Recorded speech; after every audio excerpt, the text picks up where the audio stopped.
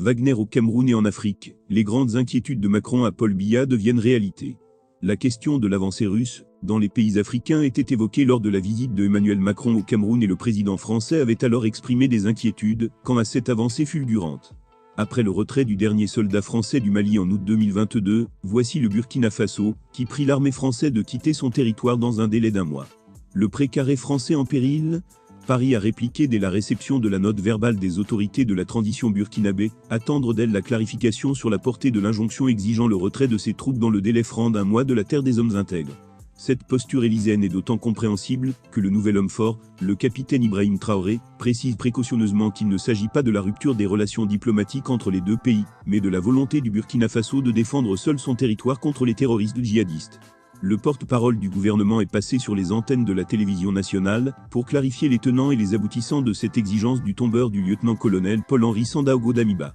La suspicion parisienne est-elle pour autant dissipée ? Difficile de l'affirmer. On comprend la crainte hexagonale face à cette donne, le redoutable spectre de Wagner n'est jamais loin, comme il en était allé au Mali. Le président ghanéen, Nana Akufo-Addo, a récemment lancé un pavé dans la mare en s'inquiétant de la présence du groupe paramilitaire russe au pays de Thomas Sankara. Guerre hybride Paris redoute donc un éventuel regain d'activité de Wagner derrière les rideaux, pour bouter ses hommes hors du pays. Ce n'est plus un mystère, car dans les rues de Ouagadougou ou de Bobo-Dioulasso, le drapeau russe est brandi, et parfois le drapeau français est passé aux flammes.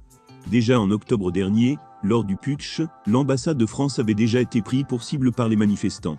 C'était là déjà un signal fort de la démarcation entre l'éphémère régime du colonel et le nouvel homme fort du pays.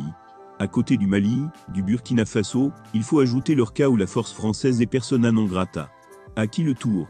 Un autre pays de l'interland dans le Sahel qui pourrait vite succomber à ce retournement de situation est le Niger, coincé entre la Libye et le Nigeria, tout comme la Mauritanie. À l'observation, dans tous les pays africains francophones, où il y a de l'instabilité, le drapeau russe est vite brandi, et la France priée de partir. On pourrait par ailleurs comprendre la rapidité avec laquelle les pays occidentaux travaillent pour la paix dans les pays africains, à l'exemple de l'Éthiopie et du Cameroun.